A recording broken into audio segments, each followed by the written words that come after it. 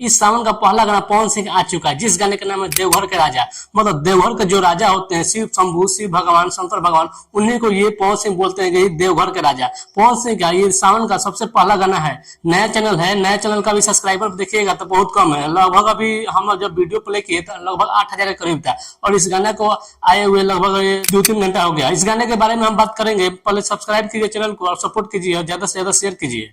तो चलिए बात करते हैं पवन सिंह के ये जो देवघर का गाना आया हुआ है, देवघर के राजा, जो सावन का पहला गाना है, इसके बारे में। ये गाना में काम किए हैं पवन सिंह, और पवन सिंह के साथ श्वेता मेहरा, जो हाल फिलहाल में पवन सिंह उसे शादी में गए होते हैं, जो श्वेता मिश्रा का शादी हुआ था। और इस गाने में हम बात करते हैं, जो गाना बहुत बेहतरीन है। इस भोजपुरी में देखा जाए तो वीडियो क्वालिटी बहुत बेहतरीन होता जा रहा है, लेकिन पवन सिंह की आवाज में थोड़ा बहुत दबा दिया जा रहा है। मतलब पवन सिंह का जो नेचुरल आवाज होता है, जो आवाज निकलता है, उस आवाज को थोड़ा बहुत दबा दिया जा रहा है। जो आवाज जितने बेहतर आना चाहिए वो आवाज बेहतर नहीं आ पा रहा है। आवाज को मिक्सिंग इतना कर दिया जा रहा है कि दबा दिया जा रहा है और सुनने में उतना मजा नहीं आ रहा है।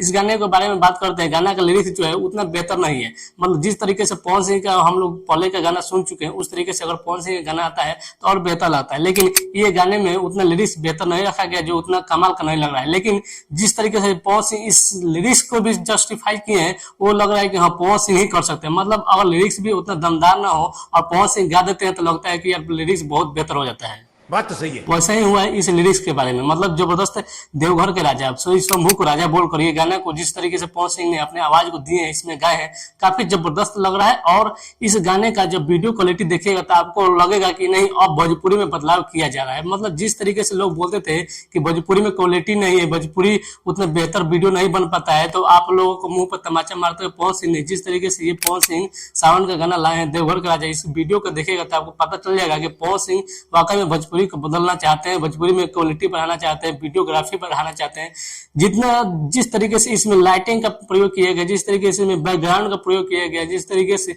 इसमें धूमधाम से मतलब वीडियो को शूट किया गया है, आपको लगेगा कि हाँ वाकई में पवन सिंह और भोजपुरी को बदल कर ही मानेंगे। आप लोग देखिए पवन सिंह का लुक को देखिए, पवन सिंह का जो ड्रेसिंग का देखिए, पवन सिंह के जो हाथ में जो त्रिशूल होता है उसको देखिए, पवन सिंह के हाथ में जो डमरू होता है वो देखिए, पवन सिंह के हाथ में जो ये आग ज्वाला जलता है वो देखिए। मतलब कितना बेहतर पवन सिंह का ये लुक दिया गया और वीडियो को बनाया गया है।